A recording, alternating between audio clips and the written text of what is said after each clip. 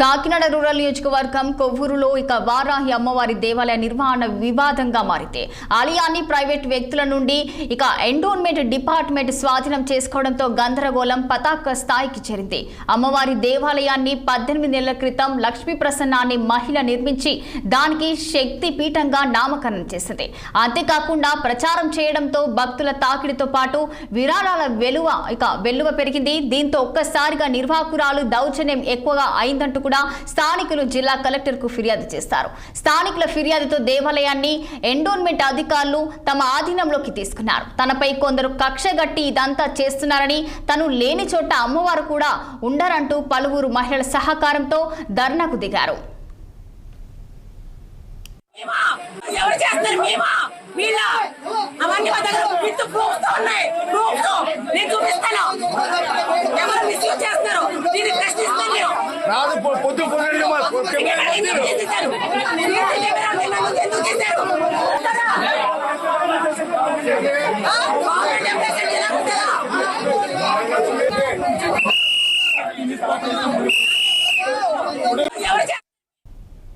దీనిపై మరింత సమాచారం మా ప్రతినిధి దురాని అందిస్తారు. రూరల్ నియోజకవర్గంలోని కొవ్వూరు గ్రామంలో వెలిసిన వారాహి అమ్మవారి దేవస్థానం ఆ దేవాలయం దగ్గర ఉన్నాం మనం. ప్రస్తుతం అయితే కనుక జిల్లా కలెక్టర్ షాన్మోహన్ షకిలీకి అందిన స్థానికులు ఇచ్చిన ఫిర్యాదు మేరకు ఇది దేవాలయాన్ని ఎండోమెంట్ స్వాధీనం చేసుకుంది. సింగిల్ ట్రస్టీ ఆధ్వర్యంలో ఈ ఆలయాన్ని నిర్వహించాలని చెప్పేసి ఆదేశాలు అందడంతో ఇక్కడ ప్రస్తుతానికైతే తీవ్రంగా వివాదం అయితే నెలకొనుంది. ఈ వివాదానికి మాత్రం చాలా ఆసక్తికరమైన కథనం మాత్రం ఉందని చెప్పుకోవాలి.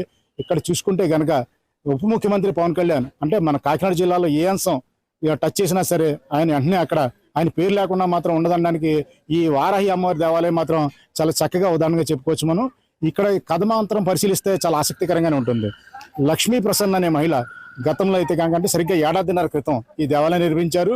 ఆవిడ ఈ ఆలయం నిర్మించడానికి వెనకాల కూడాను ఆవిడ స్వతహాగా అంటే ఆవిడ వైవాహిక జీవితంలో కానీ ఇతరత్ర ఇబ్బందుల వల్ల కానీ ఆవిడ అనేక ఇబ్బందులు పడి జీవనాధారం సరైన లేకపోవడంతో ఆవిడ ముందుగా యూట్యూబ్ ప్రారంభించింది.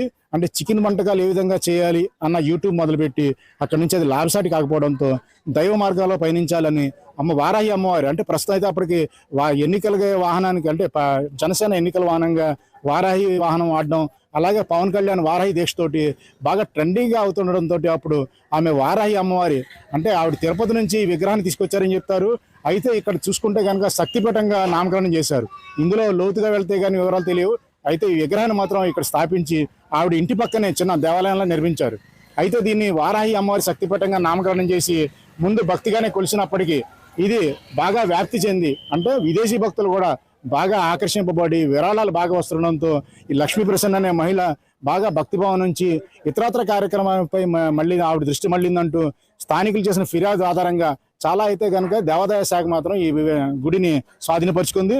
ఆవిడ చేసే ఆరోపణ అయితే ఎవరైతే ఈ గుడి దేవాలయం నిర్వహించేవారు లక్ష్మీ ప్రసన్న ఆమె తన సొంత స్థలంలో నిర్మించానని, అలాగే ఈ దేవాలయం కూడా తన సొంత ఖర్చుతో నిర్మించానని, దీనిపై వచ్చే ఆదాయం కూడా తనకేం చెందాలని పదే అనడం. జిల్లా కలెక్టర్ మాత్రం తనకు వచ్చిన ఫిర్యాదు ఆధారంగా ఈ దేవస్థానం మీద వచ్చే ఆదాయం అంతా ఎండోమెంట్కే చెందాలి, అలాగే దీని లెక్క నిర్వహణ పత్రాలు ఏమీ లేవని ఒక దర్యాప్తు కూడా చేశారు. ఆర్డీఓ చేసిన ఎంక్వైరీ అయితే ఈ దేవాలయం నిర్మించిన భూమి రెవెన్యూ భూమిలోకి వస్తుంది, పొరంబుకు స్థలం అని, అందుచేత ఎండోమెంట్ స్వాధీనపరచుకోవడంలో ఎటువంటి తప్పు లేదన్నట్టుగా ఖచ్చితంగానే చెప్తున్నారు. అలాగే ఇతరత్ర కానుకలు కూడా అంటే ప్రతిరోజు ఇక్కడ జరిగే అన్నదానానికి కూడా భారీగానే విరాళాలు వచ్చినాయని చెప్తున్నారు. ఈ రకంగా చూసుకుంటే గతంలో వచ్చిన ఆదాయం 18 నెలల కాలంలో ఎంతవరకు ఆదాయం వచ్చిందనే లెక్కలు కూడా అధికారులు తీసే ప్రయత్నం ఉన్నారు. అయితే ఇదంతా మనం చూసుకుంటే కనుక ముఖ్యంగా ఇక్కడ కనిపిస్తుంది మాత్రం రాజకీయ కోణం మాత్రం చెప్పుకోవచ్చు. రెండు పార్టీలు అంటే ఇటు కూటమి ప్రభుత్వం కానీ కూటమి పార్టీలు కానీ అటువైపు వైఎస్ఆర్ కాంగ్రెస్ రెండు పార్టీలు విడిపోవడం ఇక్కడ మెయిన్ ఈ దేవాలయం మీద మాత్రం చాలా వివాదం తీసుకొచ్చింది చెప్పాలి. ఈ విషయం పక్కన పెడితే కనుక ఇక్కడ స్థానికులు మాత్రం తమ ఊరి అభివృద్ధికి ఏమీ చేయట్లేదు, పైగా వచ్చే ఆదాయం కూడా భీకరంగా వస్తుంది. ఎంత ఆదాయం వస్తున్నా సరే ఎటువంటి కార్యక్రమాలు చేయట్లేదు కాబట్టి స్థానికంగా మేము జిల్లా కలెక్టర్ ఫిర్యాదు ఇచ్చాం. ఎండోమెంట్ నిర్వహించాలి, ఇది అప్పుడే ఇక్కడ పరిసరాలు బాగుపడతాయి, అలాగే దేవాలయం కూడా అంటే ఒక వ్యక్తి చేతుల్లో కాకుండా గ్రామానికి కూడా అభివృద్ధి జరుగుతుంది అంటున్నారు. ఈ వివాదాలు పరికిస్తే మాత్రం ఇంకా లోతైన పరిశోధన చేయాలి.